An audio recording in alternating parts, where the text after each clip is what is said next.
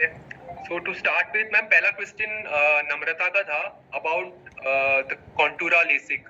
So Namrata, can you unmute and ask the question to ma'am? Time लगेगा मुझे यहाँ पर। अभी ये दिक्कत है कोई? नहीं, अभी सही है। Hello, good afternoon ma'am. Yes, good afternoon Namrata. Ma'am, Contoura LASIK के में क्या डिफरेंस होता है आई लेसिक और कस्टमाइज के अलावा कंपेयर करें तो? हाँ, पेशेंट को किस तरह से मतलब काउंसिल करना रहता है? ओके, वेरी गुड क्वेश्चन नम्रता।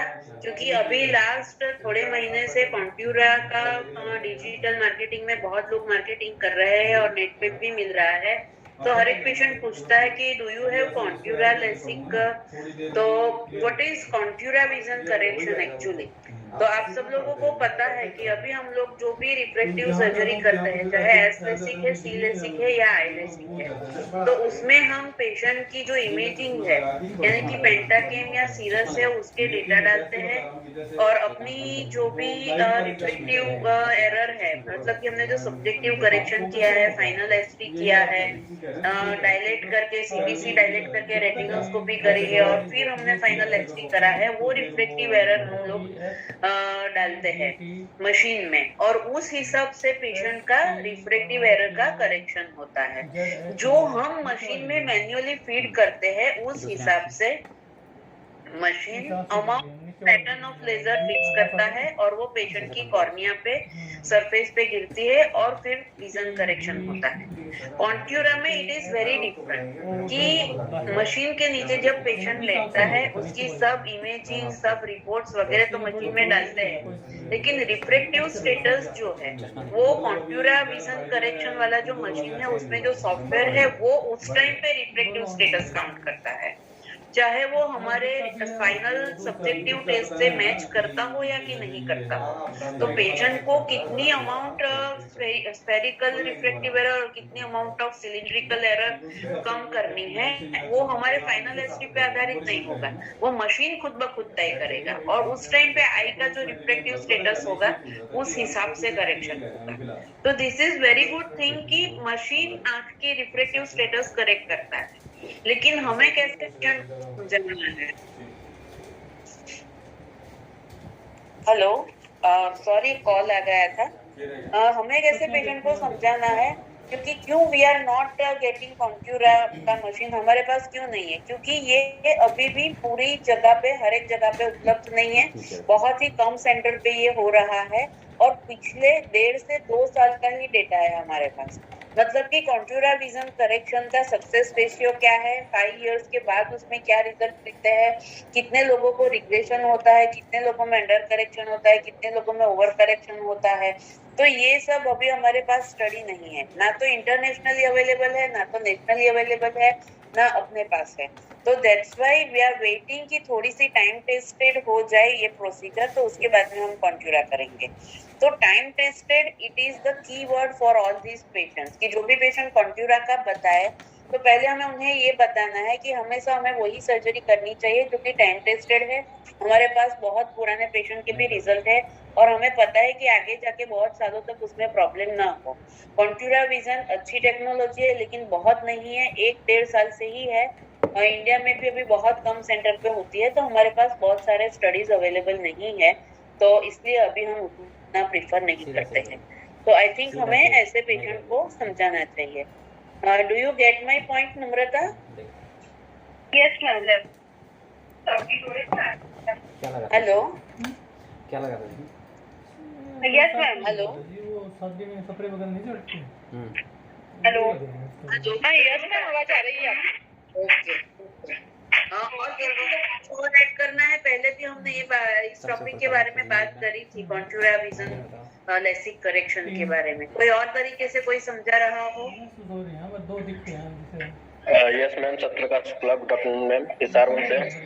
यस मैम, एक चीज आपने जो पहले आपने शायद हमें याद है आपने बताया था कि जो हम हमारा बोसम लर्निंग मशीन है वो हम टोपो गाइडेड है, वो जो हमारी कॉर्निया की सारी इमेज मैपिंग करके ही वो लेजर फोक करती है, बट जो कॉन्ट्यूरा है वो हम क्या कहते हैं मतलब सेरिस के है अकॉर्डिंग बट मैनुअली काम करते हैं उसके। और ये हमारी अटैचमेंट होती है जो कि पूरे कॉर्निया की मैपिंग के बाद ही वो नंबर शो करती है। 30 तक दिख रहा है। हाँ, आपकी बात सही है, लेकिन ये मैपिंग वगैरह हम बताएंगे, आपने बहुत अच्छे से याद रखा है, बात सेम ही है।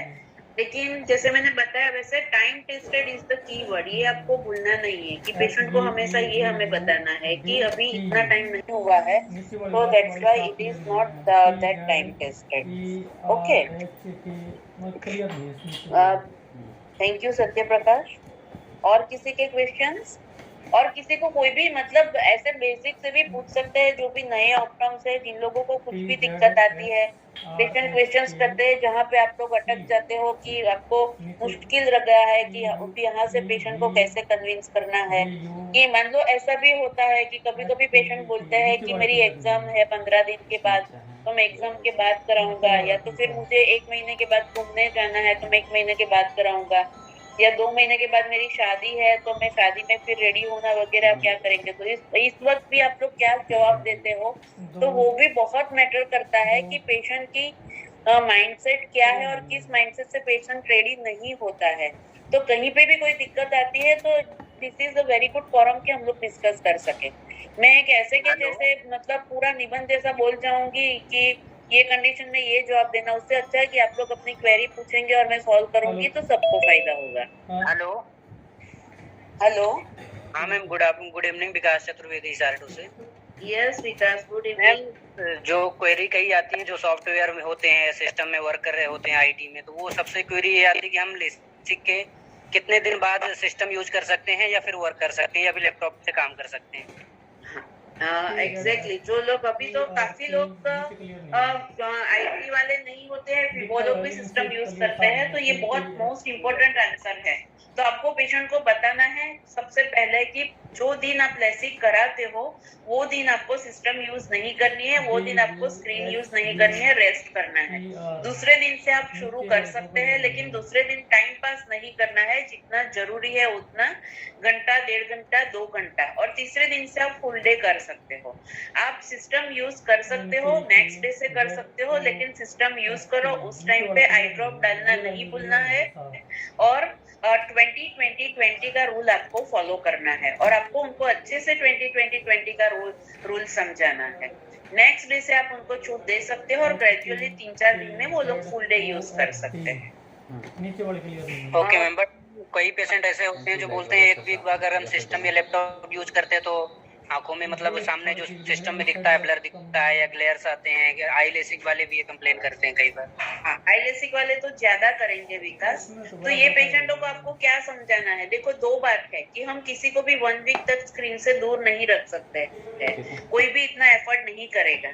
तो उनको समझाना है। मैं पहले से ही बता देती हूँ, जब मैं फर्स्ट डे पेशेंट को देखती हूँ तब पेशेंट को ये जरूर काउंसिल करती हूँ। 2 चीज बता देती हूँ कि एक तो जैसे ही आप नजदीक का नियर वर्क शुरू करोगे, सिस्टम देखोगे या मोबाइल देखोगे, तो थोड़ा सा हेडेक होगा, और उसका एक जेन्युइन रीजन ये है कि आपकी आंखों को चश्मा के बिना काम करने की आदत नहीं है, और अभी चश्मा के बिना काम करना पड़ेगा, तो आपका नियर पॉइंट जो है वो बदल जाएगा काम करने का।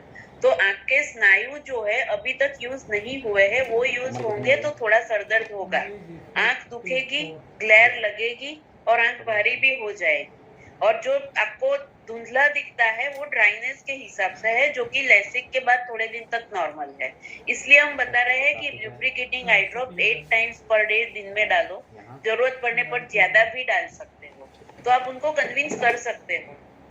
एग्जाम्पल भी दे सकते हो कि हम फिजियोथेरेपी करते हैं तो पहले 3 दिन तक शरीर दुखता है और उसके बाद में अच्छा हो जाता है। तो शुरुआत में लगेगा, बाद में ठीक हो जाएगा। थोड़ा सा नंबर चेंज है।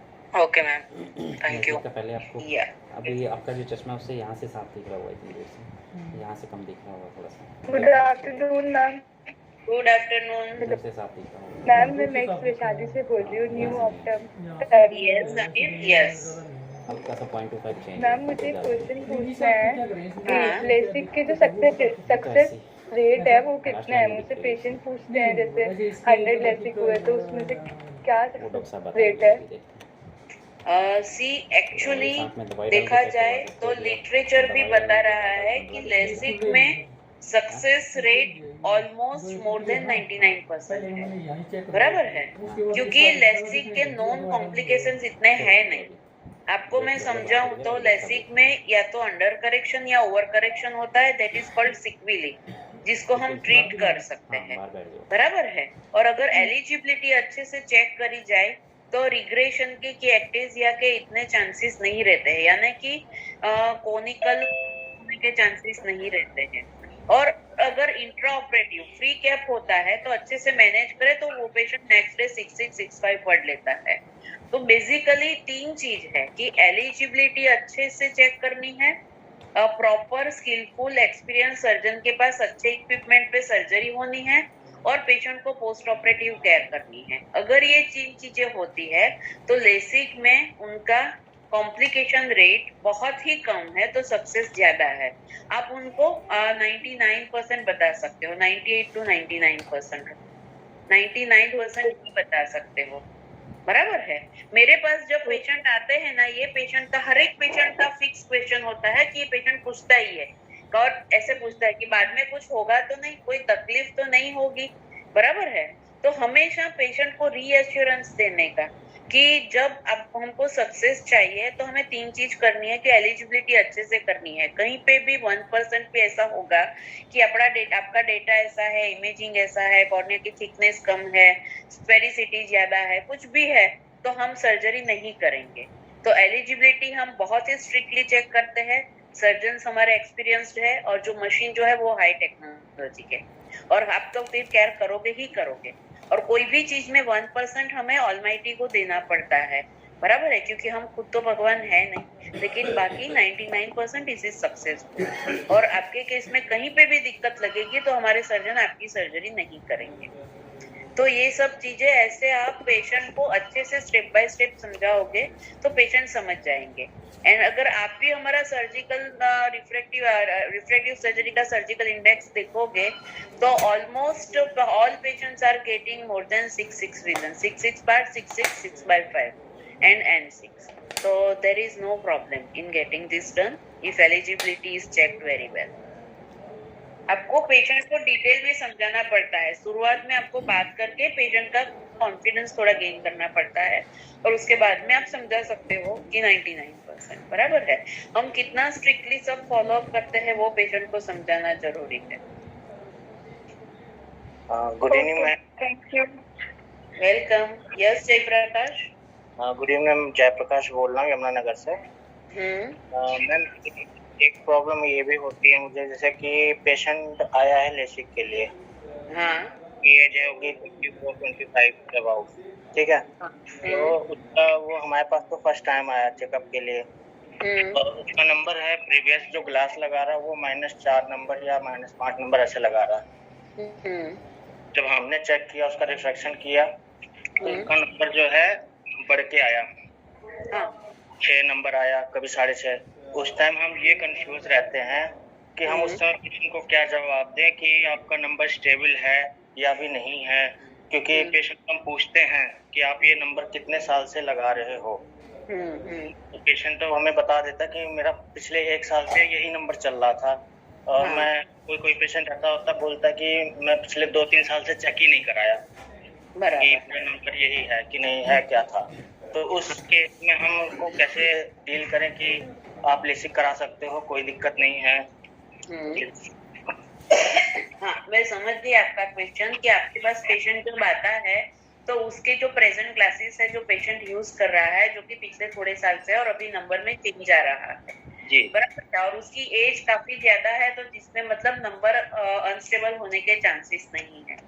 जब पेशेंट के नंबर अनस्टेबल है तो जैसे कि हमारी वो जो नियम जो है अपना लेसिक का उसमें कि 0.75 से ज्यादा चेंज है तो we need to check every other things. कभी कभी क्या होता है कि पेशेंट को अंडर करेक्शन पहनने की आदत होती है, क्योंकि वो इंडोर रहता है, कंप्यूटर पे काम करता है, तो काफी पेशेंट 0.5 0.75 अंडर करेक्शन पहनते हैं। तो पूछना सबसे पहले ये है कि आपने ऑप्टिकल शॉप से चश्मा लिया था, दूसरी चीज आपने आंख के डॉक्टर को कब दिखाया था, और लास्ट डायलेटेशन करवा के चेकअप कब किया था, तो हमें पता चलेगा कि पेशेंट ने कितना सिंसियरली और अच्छे तरीके से अपनी आईज चेकअप कराई है। अगर उसने अच्छे से नहीं कराई है तो मतलब कि उसका रिफ्रैक्टिव स्टेटस अच्छे से कभी भी मेजर हुआ नहीं है। ऐसे पेशेंट में पेशेंट की एक्सपेक्टेशंस क्या है, उसको क्या करना है, दूसरी कोई भी अपने पास कोई अगले के आगे के चश्मा की नंबर की कॉपी है कि कुछ भी है, तो वो सब चीजें लेनी है और एक बार डॉक्टर से बात कर लेनी है।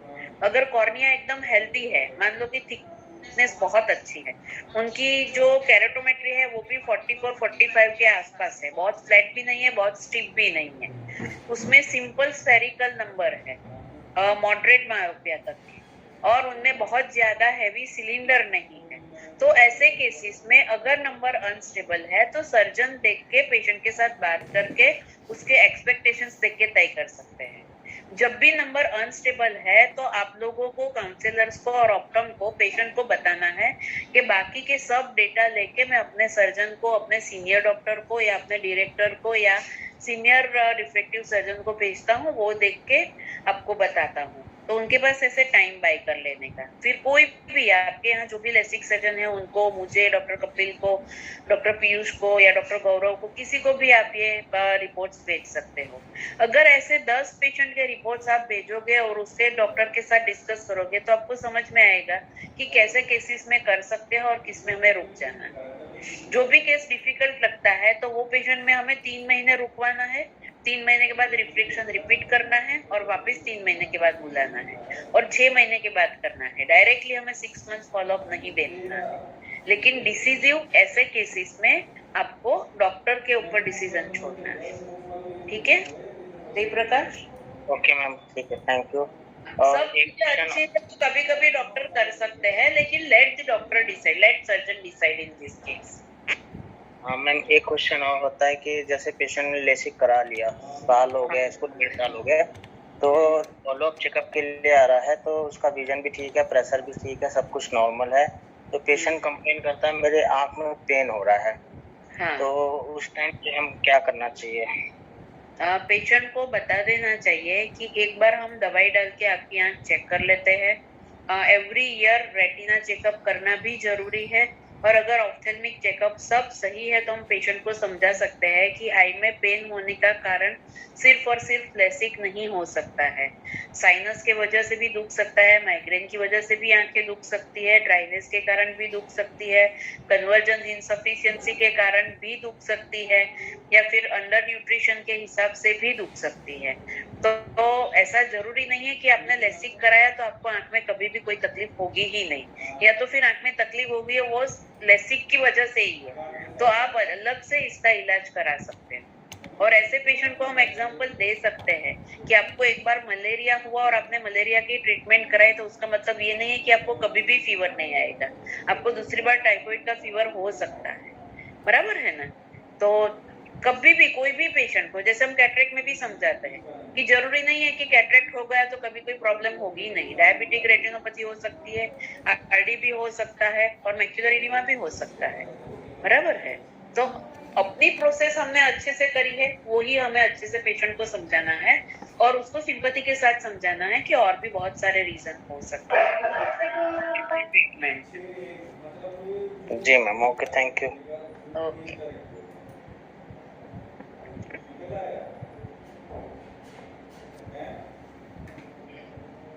किसी और को कुछ क्वेरी है कि मैं सामने से क्वेश्चन पूछूं? मैम, हाँ नम्रता। यस नम्रता। मैम, कुछ पेशेंट के ऐसे क्वेश्चन होते हैं कि एक बार उन्होंने लेसिक करवा दिया 7-8 साल पहले, और उसके बाद में उनको दोबारा से 3-4 नंबर आना शुरू हो गए। तो फिर वो लोग पूछते हैं कि हमारे इस केस में अभी दोबारा अगर लेसिक करवाना चाहें तो हो सकता है। तब हम उनको बोलते हैं कि आपकी कॉर्निया की थिकनेस दोबारा चेक करनी रहेगी।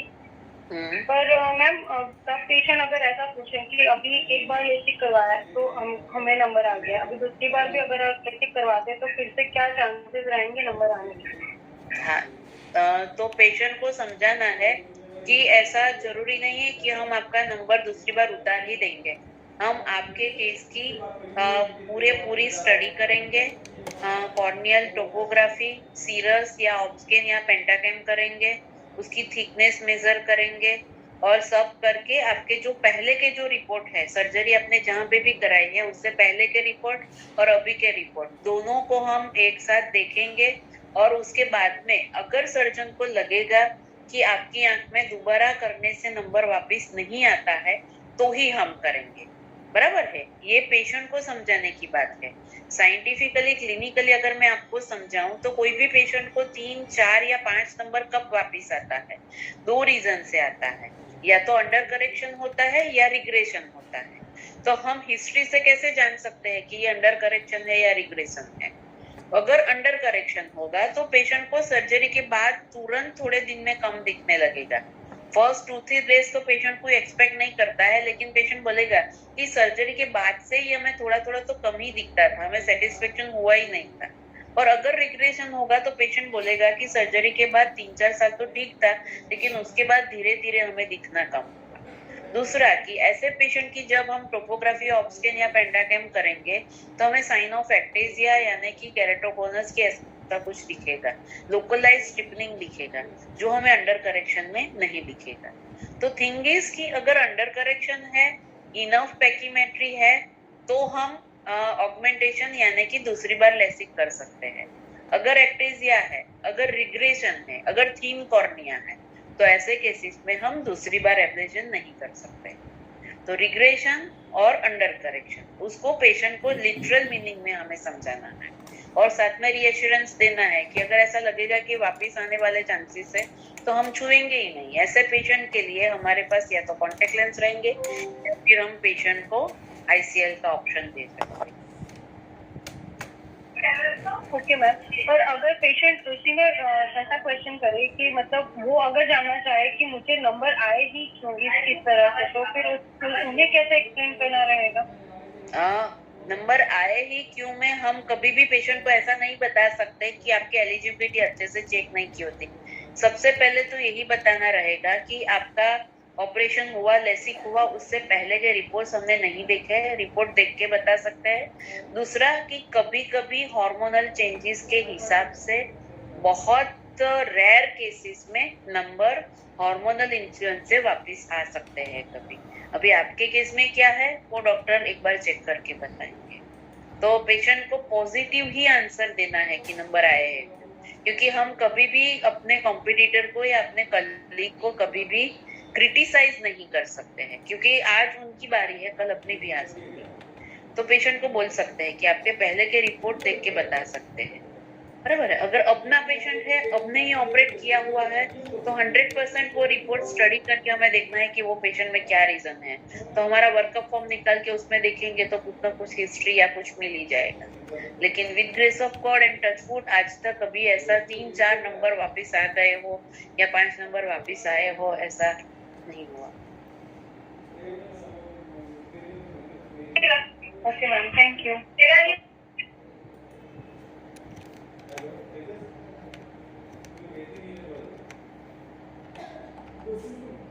और किसी को कोई जो भी नए ऑप्टम्स हैं उनको कुछ क्वेश्चन है तो? Hello ma'am, good afternoon. Good afternoon ma'am, मेरा क्वेश्चन ये था कि जैसे सर्जरी के बाद आंखों में ड्राइनेस आ जाता है, तो मैम उस टाइम क्या आंखों का विजन रिड्यूस होने का रिस्क रहता है क्या? अब विजन रिड्यूस नहीं होता है। जिनको ड्राइनेस होती है उनकी मेन कंप्लेन होती है कि मॉर्निंग में उठते वक्त आंख खोलने में तकलीफ होती है, लीड वो है वो टाइट होती है। और दूसरी उनकी कंप्लेन ये रहती है कि विजन अनस्टेडी रहता है। जब ड्राइनेस होती है तो क्वालिटी कम होती है, ब्लिंक करो या लुब्रिकेटिंग डालो तो वो ठीक हो जाती है। तो विजन कम होने के चांसेस नहीं रहते हैं, क्वालिटी ऑफ विजन अच्छा नहीं रहता है और थोड़ा सा अनस्टेडी विजन जैसा लगता है। और उसी की वजह से हम लोग पेशेंट को 2 मंथ्स तक lubricating eye drop very frequently देते हैं। Thank you. अगर पेशेंट को बहुत ज्यादा ड्राइनेस है तो हम पेशेंट को कौन सा ऑप्शन ऑफर कर सकते हैं, कौन बताएगा? ड्राइनेस पोस्ट ऑपरेटिवली ना हो उसके लिए कौन सा लेसिक अच्छा है? स्माइल आई लेसिक। यस, आई लेसिक बता। किसने स्माइल बताया? मी मैम के Okay, Ketul. Smile is good, but do we have smile, Ketul? No ma'am. हाँ, फिर हम पेशेंट को स्माइल बताएंगे तो पेशेंट लेसिक ही नहीं करेगा। और आई लेसिक और स्माइल दोनों में ड्राइनेस के इंसिडेंस सेम रहते हैं। तो आई लेसिक कराने से पोस्ट ऑपरेटिवली ड्राइनेस कम महसूस होती है, बराबर है? केतुल, आप मुझे बताओगे कि आई लेसिक के और कौन से दो पॉजिटिव पॉइंट है ओवर केराटोन वाला LASIK?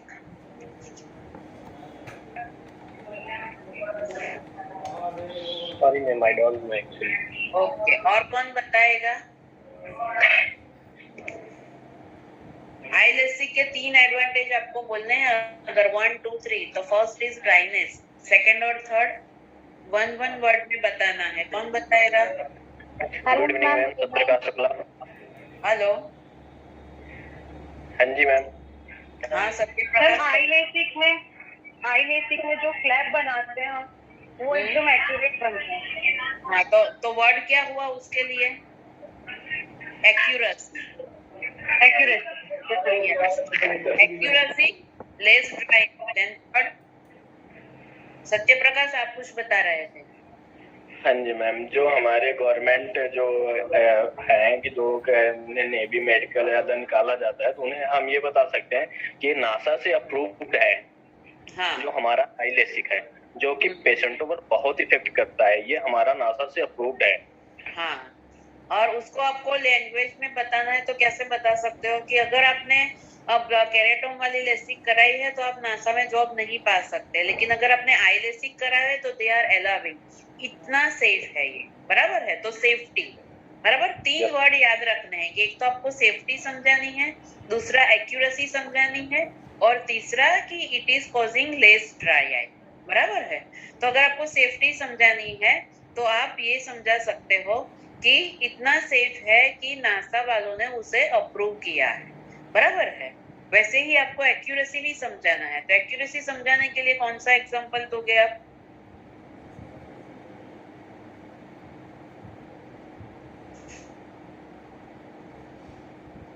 We can say hello ma'am, flap का बताना है। नहीं, एग्जांपल क्या दोगे आप? एग्जांपल क्या दोगे जय प्रकाश? लाइक के एक पेपर है, हमने हाथ से कट किया, वो सीजर से कट किया, वो दोनों में जिस टाइप का डिफरेंस है वो भी बता सकते हैं। हम ऐसे बता सकते हैं, लेकिन हमें वर्ड बहुत ही परफेक्टली यूज करना है, बराबर है? सीजर आएगी तो हम सीजर तो यूज करते नहीं है लेसिक में। एक जो फ्लैप बनाते हैं वो केराटोन में सर्जिकल ब्लेड से बनाते हैं और दूसरा लेजर से बनाते हैं। तो हम पेशेंट को समझा सकते हैं कि अगर हमने पेपर ब्लेड से कट किया है और दूसरा लेजर कट पेपर है तो दोनों की एक्यूरेसी में क्या फर्क होगा। वही फर्क है आई लेसिक में और केराटोन वाले लेसिक में, बराबर है? तो आप पेपर कट का एग्जांपल दे सकते हो। दूसरा क्या एग्जांपल दे सकते हो जो हम हमेशा बात करते हैं कॉल पे? मान लो हमने 100 माइक्रोन का फ्लैप बनाना है, तो केराटोन में कितना फ्लैप बनेगा और आई लेसिक में कितना फ्लैप बनेगा? विकास, आप बताओगे? Yes ma'am. यस मैम, केराटोन में 100 का 98 भी हो सकता है, 102 भी हो सकता है, बट आई लेसिक में लेजर से 100 मींस 100 ही हो। Okay, very good. तो मतलब एक्यूरेसी बतानी है कि हम जितना एम करते हैं और जितना हमने मशीन में एंटर किया है एग्जैक्टली उतना ही बनता है। that much accurate. So accuracy, safety and less dry eye. These 3 are the advantage, and most importantly it is the latest and upgraded technology, बराबर है? अगर पेशेंट पूछे कौन सा अच्छा है तो with in fraction of second आप लोगों को बोल देना है कि आई लेसिक इज ऑलवेज बेटर, बराबर है?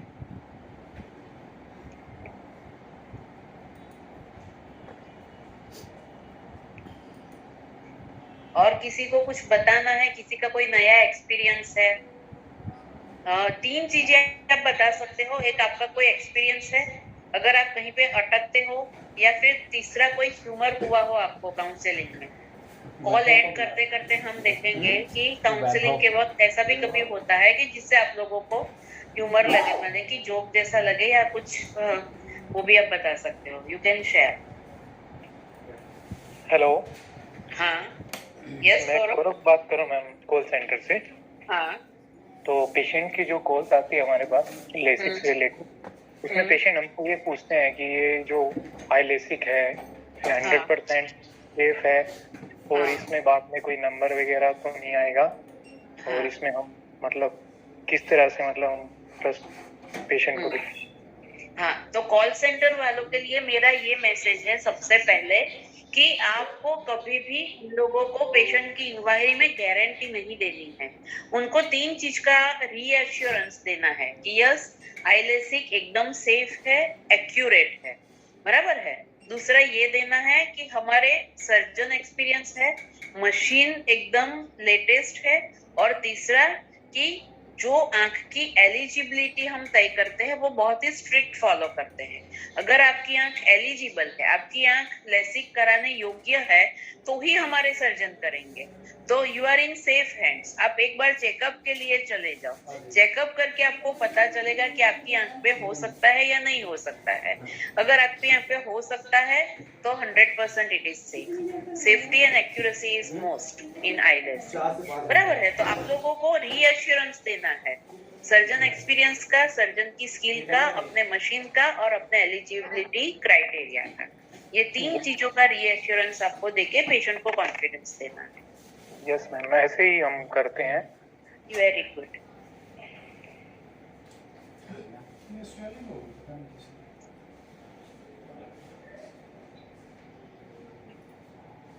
लखनऊ क्लस्टर से कौन है?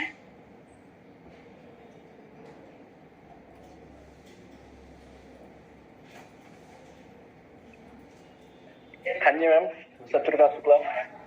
ओके, और कोई? हेलो मैम, गुड इवनिंग, पूजा, राजाजीपुरम। यस पूजा, गुड इवनिंग। एनी क्वेश्चन पूजा? मैम एक क्वेश्चन है। जैसे पेशेंट आया, उसका हमने कस्टमाइज लेसिक किया, देन अब वो बिफोर जो है लेसिक वो विद ग्लास 6 विजन था उसका, बट आफ्टर लेसिक उसका 1 आई का vision 6 and then other eye का उसका 618 रह गया। तो ऐसे में हमें पेशेंट को कैसे काउंसिल करना है या उसको हमें कैसे कंट्रोल करना है? ओके, आप काउंसिल कर सकते हो कि सबसे पहले तो कि शुरुआत में ऐसा हो सकता है कि कोई आंख में रिकवरी आने में टाइम लगे, बराबर है, क्योंकि अगर वो आंख में अंडर करेक्शन हुआ है जिसमें 618 है, सबसे पहले तो 618 रीजन आने के रीजन क्या क्या होते हैं वो आप लोगों को पता होना चाहिए। फर्स्ट रीजन ये है कि अंडर करेक्शन हुआ है। दूसरा रीजन ये है कि उसको सिलिंड्रिकल नंबर हाई था और थोड़ा सिलेंडर रह गया है। और तीसरा ये हो सकता है कि पेशेंट को थोड़ा सा डीएल के हुआ है, यानी कि फ्लैप के अंदर थोड़ा सा इन्फ्लेमेशन हुआ है। तो उसके अकॉर्डिंगली डॉक्टर अपनी जो स्टीरॉइड आई ड्रॉप है उसकी फ्रीक्वेंसी बढ़ाएंगे या घटाएंगे। तो आपको ऐसे पेशेंटों को समझाना है कि कभी कभी भी दोनों आंखों में रिस्पॉन्स अलग हो सकता है, हीलिंग टाइम अलग हो सकता है, और डॉक्टर चेक करके आपकी दवाई की फ्रीक्वेंसी बढ़ाएंगे या घटाएंगे या तो फिर दवाई बदली करेंगे। तो आप बिल्कुल चिंता मत करो, ठीक हो ही जाएगा। और अगर ठीक नहीं हुआ तो हम वापस से ट्रीटमेंट कर सकते हैं। तो आपको पेशेंट को रीअश्योर करना है, उनके साथ काउंसलिंग करना है और उसको विश्वास दिलाना है कि ये आम बात है, काफी लोगों में ऐसा होता है, फिर बाद में टाइम जाते ठीक हो जाता है और 100% आपका जो भी प्रॉब्लम है वो सॉल्व हो जाएगा। अगर आप पेशेंट को इतना समझाओगे तो पेशेंट कूल हो जाएगा, उसकी जो एंजाइटी है वो कम हो जाएगी और वो पॉजिटिव थॉट करने लगेगा, बराबर है। और ऐसे केसेस में काफी टाइम स्टेरॉइड आई ड्रॉप बढ़ाने से घटाने से ठीक हो जाता है। यस पूजा, आप कुछ बता रहे थे? ओके ओके मैम, लास्ट वाली thank you ma'am. EZVSKHU। Hello yes Gaurav. ठीक है, बार वेट मैम आगे कोई कोई पेशेंट्स ऐसे भी बोलते हैं कि जो ड्राइनेस का केस होता है वो मतलब जैसे हमारे रिलेटिव्स ने या किसी ने कराया था तो उनका आ जाता है, तो ऐसा तो नहीं है कि आई लेसिक में सभी पेशेंट्स को मतलब ड्राइनेस आएगा ही आएगा? नहीं, आई लेसिक में कम आता है। आई लेसिक में जो लेजर से कट होता है उसमें नर्व एंडिंग्स जल्दी से हील होते हैं, तो आई लेसिक वाले पेशेंट को ड्राइनेस कम आती है, बराबर है। लेसिक के बाद पेशेंट को ड्राइनेस एग्रावेट होती है, जो कि ब्लेड वाले लेसिक में ज्यादा होती है एग्रावेट, और आई लेसिक में कम होती है। करीबन 1.5 से 2 महीने में वो ड्राइनेस नॉर्मल हो जाती है, उसके बाद आई ड्रॉप की जरूरत नहीं पड़ती है। उसके बाद भी अगर किसी को ड्राइनेस रहती है तो वी नीड टू इन्वेस्टिगेट कि उसको सर्जरी से पहले कोई प्रॉब्लम तो नहीं थी ड्राइनेस की। हम लोग आईक्यू में जब भी लेसिक करते हैं उससे पहले शर्मा टेस्ट करते हैं, और शर्मा टेस्ट अगर कम रही तो हम पहले वो ट्रीट करते हैं फिर लेसिक करते हैं। तो 2 महीने के बाद, हाँ, तो 2 महीने के बाद भी ड्राइनेस है तो उसको ड्राइनेस के लिए इन्वेस्टिगेट करना रहता है वो केस को, और उसकी ट्रीटमेंट, कॉज की ट्रीटमेंट करनी पड़ती है। अगर पेशेंट के साथ पहले से ही कोई एलर्जेटिक है तो उस वजह से भी हो सकता है। हाँ, उसकी वजह से भी हो सकता है, बराबर है। Yes ma'am. मान लो पेशेंट को थायराइड डिजीज है, हाइपरथायरॉइडिज्म या हाइपोथायरॉइडिज्म है, तो वो पेशेंट को ड्राइनेस होनी ही होनी है, तो वो लेसिक कराएगा कि नहीं कराएगा? लेसिक नहीं कराएगा तो पूरी लाइफ ड्राइनेस रहेगी, बराबर है। कराएगा तो लेसिक कराएगा, पोस्ट ऑपरेटिवली बढ़ेगा और फिर नॉर्मल लेवल पे आएगा जितनी उसको पहले थी, बराबर है। नॉर्मल लेसिक जो स्टैंडर्ड लेसिक और कस्टमाइज लेसिक होते हैं उसमें ब्लेडलेस हम यूज कम करते हैं, तो उसमें भी ड्राइनेस वगैरह आता है? हाँ, आता है। ड्राइनेस 100% हर पेशेंट में आता है, लेकिन हम लोग पहले से लुब्रिकेटिंग आई ड्रॉप यूज करते हैं और बाद में उसकी फ्रीक्वेंसी बढ़ा देते हैं, तो ड्राइनेस होने के बावजूद भी पेशेंट को उसके सिम्टम्स नहीं लगते हैं। मान लो कि मुझे बुखार है, मैं दिन में 3 बार उसकी टेबलेट ले लूंगी तो मुझे बुखार नहीं आएगा, तो उसका मतलब ये नहीं कि मेरा बॉडी हेल्थी है, लेकिन मैंने सिम्टोमेटिक ट्रीटमेंट ली है उसकी। एडवांस में मतलब हम उसका ट्रीटमेंट कर देते हैं पहले से। एग्जैक्टली कि मुझे अगर खांसी आई तो मैंने पहले से ही उसकी दवाई शुरू कर दी ताकि वो बढ़े नहीं। Thank you ma'am. हाँ, ओके। हेलो। हाँ मैम, एक पोस्ट लेसिक में जो पेशेंट आते हैं सेकंड डे या थर्ड डे, तो वो एक आंख में भी बोथ हाई विजन 6/6 होता है, बट क्वालिटी में दोनों में फर्क होता है, तो उसके लिए क्या बोलेंगे? क्वालिटी में हमेशा फर्क रहेगा। आप अगर पेशेंट को पूछोगे ना कि आपने कभी चेक नहीं किया होगा, अगर आप लोगों ने लेसिक नहीं कराया है ना, तो भी राइट आई और लेफ्ट आई की क्वालिटी में फर्क रहेगा। इसके लिए आपको 2 चीज समझानी है पेशेंट को, एक बाइनोक्युलरिटी और एक न्यूरो एडेप्टेशन, बराबर है। हर एक काउंसलिंग में आपके दिमाग में वर्ड आ जाना चाहिए कि एक बाइनोक्युलरिटी समझानी है कि एक आंख से आपको बाइनोक्युलर दिखता है और दोनों आंख मिलके दिखेंगे 2 डायमेंशनल दिखता है, और बाइनोक्युलर विजन से आपको 3 डायमेंशनल दिखता है। तो जो डेप्थ परसेप्शन है वो दोनों आंखों मिला के ही होती है, तो दोनों आंखों का अलग अलग जो भी फोकस बनता है वो विजन अलग अलग ही रहेगा, दोनों सेम नहीं रहेंगे। It's a normal thing. आप जो अनुभव कर रहे हो वो गलत नहीं है, नॉर्मल लोगों को भी यही अनुभव होता है। चश्मा पहनते हैं उनको भी एक आंख से अच्छा दिखता है, एक आंख से अच्छा नहीं दिखता है। और दूसरा है न्यूरो एडेप्टेशन, कि अपनी जो आंख है वो एक आई मास्टर आई है और एक आई नॉन मास्टर आई है, जैसे कि हमारा राइट साइड और लेफ्ट आई। यस, बराबर है। यस। हेलो। हेलो। जी मैम, मैं गौरव बोल रहा हूँ। हाँ गौरव। स्माइल लेसिक हमारे यहाँ अवेलेबल है ना? स्माइल को लेसिक नहीं बोलते हैं, it is smile surgery. Smile अपने यहाँ है नहीं, इट इज अंडर पाइपलाइन। शायद कमिंग टाइम में वो आ जाए एमआरआई पे। Okay ma'am.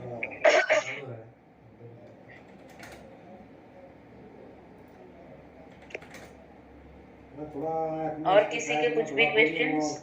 इसका सामने का चिट्टा लागे हेलो। हाँ, गुड इवनिंग मैम, शुभंकर गुड़गांव से। यस शुभंकर। मैम 2 क्वेश्चंस थे। एक तो क्या लेसिक के बाद नाइट विजन में भी प्रॉब्लम आती है? जैसे कुछ पेशेंट्स ये बोलते हैं कि भैया नाइट ब्लाइंडनेस की भी दिक्कत है, हमारे फैमिली या रिलेटिव में किसी ने कराई होगी सर्जरी लेसिक की। एंड सेकंड क्वेश्चन एक ये था कि अभी कुछ दिन पहले क्वेरी आई थी, उसमें एक पेशेंट की एज 36 थी, हाँ। उनके वन आई में इन्वेस्टिगेट हुआ था कैटरेक्ट, एंड वो सेकंड आई का लेसिक कराना चाह रहे थे। तो क्या इस केस में लेसिक पॉसिबल था? ओके, क्वेश्चन फर्स्ट आपका जो है कि नाइट में पेशेंट को ड्राइविंग में प्रॉब्लम होती है कि नहीं, बराबर है।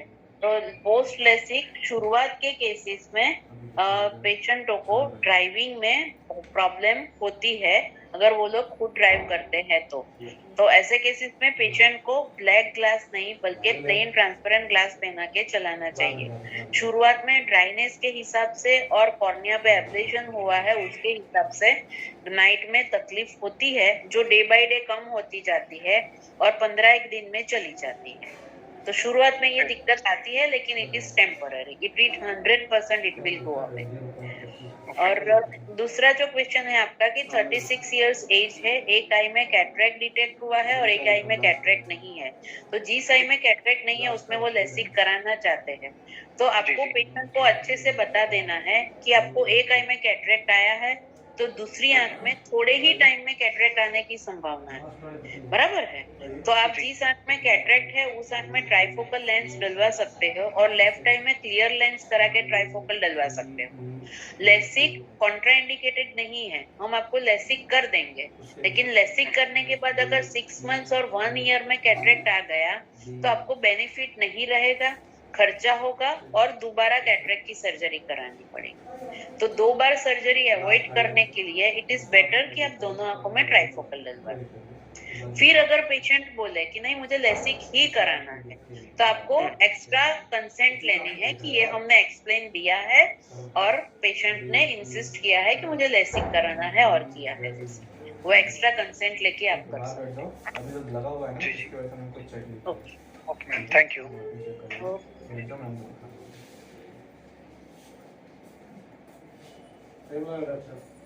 और किसी को भी कुछ भी क्वेश्चन?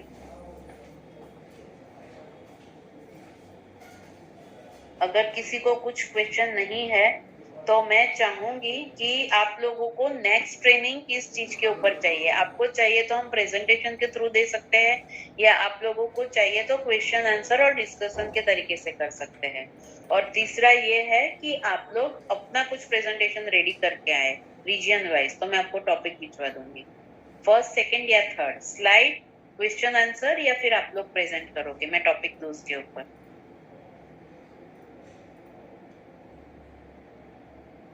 इस सर से कौन बताएगा?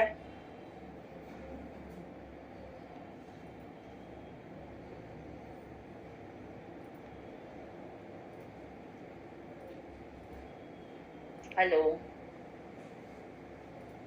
यस मैम, एक बार क्या बोला था मैम? फर्स्ट, सेकंड, थर्ड में क्या क्या था? फर्स्ट, आपको स्लाइड प्रेजेंटेशन से ट्रेनिंग लेनी है कि मैं स्लाइड बताऊं और बोलूं और आप लोग सुनो, जिसमें काफी लोग सो ही जाएंगे। दूसरा, क्वेश्चन आंसर जैसे हमने आज किया। और तीसरा कि हर एक हब सेंटर वाले छोटा सा 2-3 स्लाइड का मैं दूं उस टॉपिक पे प्रेजेंटेशन करें। मैम दूसरा तीसरा ठीक था। दूसरा तीसरा ठीक था, तो दूसरे और तीसरे में से कौन सा करेंगे वो कौन बताएगा? लखनऊ से कौन बताएगा? क्वेश्चन आंसर करना है कि आप प्रेजेंट करोगे? Hello ma'am. हाँ, पूजा बोल रहे हैं मैम। आई थिंक सो कि ग्रुप डिस्कशन ज्यादा बेटर रहेगा, क्योंकि जो पेशेंट आते हैं और जो क्वेरी रहती है तो उससे हम लोग को पता चलता रहता है कि पेशेंट किस किस तरीके से क्वेश्चन पुट अप कर सकता है और हमें उसके लिए उसको क्या आंसर करना है। एग्जैक्टली। तो व्हाट आई विश कि हम नेक्स्ट टाइम क्वेश्चन आंसर रखेंगे तो मेरे हिसाब से आप लोग क्वेश्चंस रेडी रख के या तो ग्रुप पे भेज सकते हैं या नीतीश सर को आप लोग भेज सकते हैं, तो उसकी वो स्लाइड बना के रखेंगे तो एक के बाद एक हम क्वेश्चन लेंगे तो भी अच्छा रहेगा। आप लोग कैलकुलेशन भी सीख सकते हो कि ईआरबीडी कैसे कैलकुलेट करनी है। दूसरा, एक बार वो भी बता दीजिए। पोस्ट ऑपरेटिव केरेटोमेट्री कैसे कैलकुलेट करनी है। 3 कॉर्नियाज है, बॉर्डर लाइन केसेस है तो बॉर्डर लाइन केसेस में कैसे काउंसलिंग करना है। सी, आप लोगों को सबको नॉर्मल केसेस में काउंसलिंग करनी काफी अच्छे तरीके से आ गई है, लेकिन you need to go ahead now. कि डिफिकल्ट केसेस में क्या करना है, बहुत डिमांडिंग पेशेंट को कैसे सेटिस्फाई करना है, अनकोऑपरेटिव पेशेंट में आपको उसको कैसे कोऑपरेटिव बनाना है। तो ये सब चीजों के क्वेश्चन अगर आपके दिमाग में आएंगे ना, तो फिर हम उस पे ऊपर क्वेश्चन आंसर करके डिस्कशन करके बहुत जल्दी सीख पाएंगे। और इंटरेक्टिव सेशन रहेगा तो I will also enjoy, otherwise मुझे भी मोनोटोनस लगता है कि मैं आपके सामने प्रेजेंट करती रहूं। ठीक है, तो नेक्स्ट टाइम हम लोग ये सब चीजों के ऊपर डिस्कस करेंगे। ठीक है। हेलो। यस गौरव। यस मैम, सुप्रा कोर के बारे में कुछ पूछ सकते हैं आपसे मैम? आपको पूछ सकते हैं 100%। सुप्रा कोर जो है, हम जितना मैंने काउंसलर और मैनेजर के कोर ट्रांसफर करके सुना था, तो वो सर्जरी लेसिक की तरह होती है, 40 to 50 एज के लिए है। और इसमें हम पेशेंट को पहले ही उसके बैकग्राउंड के बारे में पूछ लेते हैं कि वो किस उसमें है, ताकि हम उसको क्लियर कर सके कि इसमें जो विजन है हमारा 100% नहीं होता है क्लियर, उसमें कुछ % रह जाता है। तो मैम ये मतलब इसमें है ना, हम एक्यूरेसी नहीं समझा सकते कि सेफ्टी समझा सकते हैं, लेकिन पेशेंट को ऐसा समझा सकते हैं कि useful vision you will get. बराबर है, दोनों डिस्टेंस का, दूर का और नजदीक का यूजफुल विजन आपको आ जाएगा। ऐसा नहीं कि 100% जैसे हम ट्राइफोकल कैटरेक्ट सर्जरी में समझाते हैं वैसा, लेकिन काफी useful most of the time. बहुत ज्यादा अमाउंट में आपको चश्मा नहीं पहनना पड़ेगा, ऐसा हम समझा सकते हैं। फ्लैक्स रिमूव हो जाएगा, लेकिन जो 100% विजन 6/6 नहीं हो पाएगा, थोड़ा सा कम रहेगा।